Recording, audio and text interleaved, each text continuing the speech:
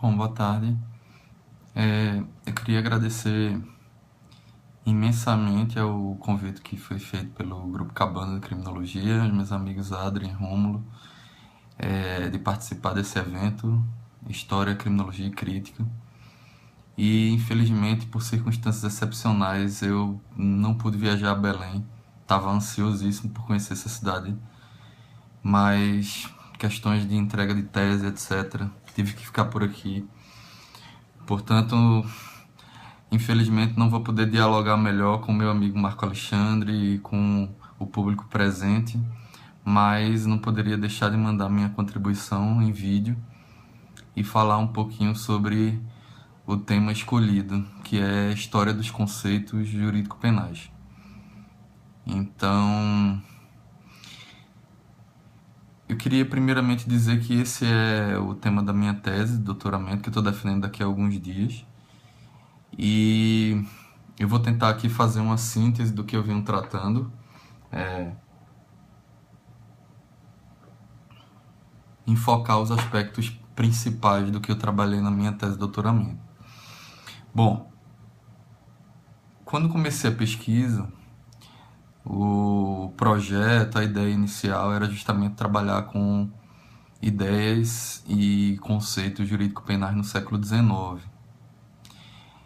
E eu percebi rapidamente que existe uma séria deficiência em termos teóricos e metodológicos no que se trata da matéria histórica ou da historicização realmente da matéria penal no Brasil. E me deparei com isso da pior forma, que foi percebendo a minha própria lacuna, a minha própria deficiência em termos de conhecimento histórico. E, portanto, durante o tempo do doutorado, eu corri atrás de estudar ciência histórica, teoria da história. E com isso acabei mudando um pouco o objeto da minha tese. Na verdade, ao perceber essa carência, digamos, eu acabei também observando que seria mais conveniente, talvez, uma tese de doutoramento tentando trazer alguns fundamentos teóricos e metodológicos para as pesquisas históricas. Portanto, de certa maneira, minha tese trabalha numa metalinguagem, no sentido de algumas técnicas para que as pesquisas históricas no direito penal pudessem ser feitas, né? Nesse sentido, eu optei por usar o termo história do direito penal sem querer dar a ele um fechamento ou uma restrição no sentido de utilizar somente o direito penal enquanto dogmática. A minha percepção aqui é de um direito penal conforme um modelo de ciências criminais conjuntas e, portanto, eu trabalho aqui com criminologia e política criminal sobretudo. Por que então resolvi usar essa denominação, inclusive a partir de leituras do Alessandro Barata, né? Me parece que a história do direito no Brasil vem crescendo bastante. E não sei por que razão o direito penal talvez não venha acompanhando tanto essa velocidade. Então, muito do que vem se produzindo, a escola de Florença do pensamento jurídico, a história do pensamento jurídico, etc., a gente tenta trazer para o direito penal. E, de certo modo, isso vem sendo refletido em algumas pesquisas recentes que vêm sendo publicadas aqui no Brasil, mas na frente eu vou mostrar para vocês, inclusive indicar essas leituras. Então, a gente não usa o termo história do direito penal no sentido de excluir a preocupação criminológica, nem tampouco de usar a criminologia como um mero acessório ou uma ferramenta de legitimação, longe disso. Porque o modelo que se pretende de história do direito penal é um modelo crítico. E a gente entende que a criminologia tem por obrigação tomar como objeto o direito penal, como um fator externo de verificação crítica, inclusive. Bom, prosseguindo, quando eu percebi essas carências, digamos, eu fui tentar investigar os fundamentos da ciência histórica, principalmente a partir dos referenciais franceses. E com isso acabei fazendo um estudo sobre a Escola dos Annales, que é um movimento de história, também conhecido como historiografia social francesa, enfim, ou nova história, que surgiu no início do século XX na França e acabou tendo repercussão pelo mundo inteiro, inclusive aqui no Brasil, né?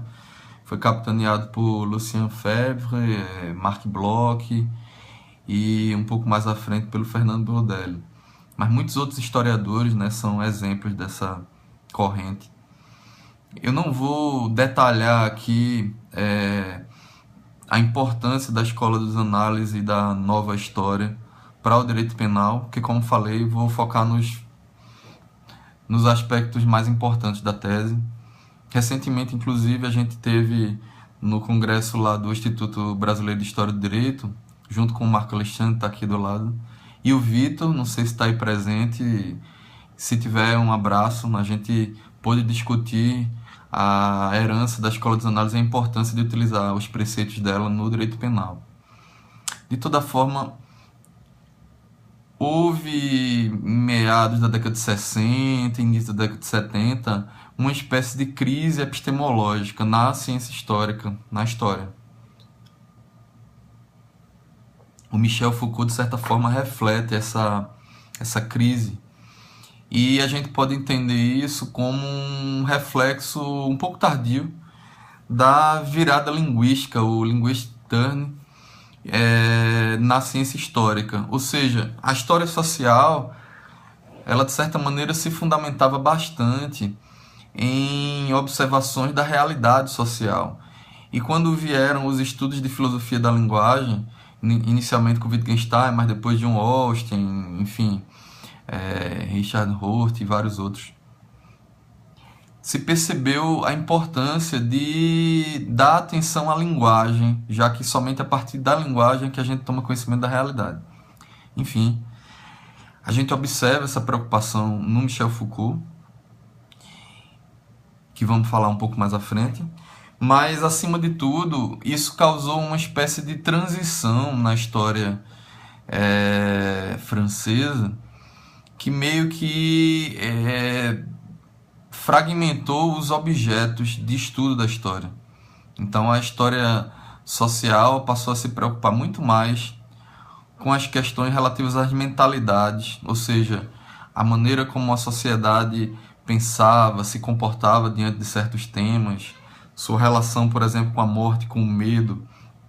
O Michel Vauvel, um historiador francês, dizia que isso foi um movimento do porão ao sótão. Ou seja, os historiadores passaram a se preocupar com aspectos, numa linguagem marxista, superestruturais, relativos ao pensamento, enquanto que anteriormente se fundamentava muito mais em aspectos de base, estruturais, como a gente vê bem na obra de Fernando Brodelli, né? O que aconteceu com essa virada da historiografia? Isso ficou conhecido principalmente por Jacques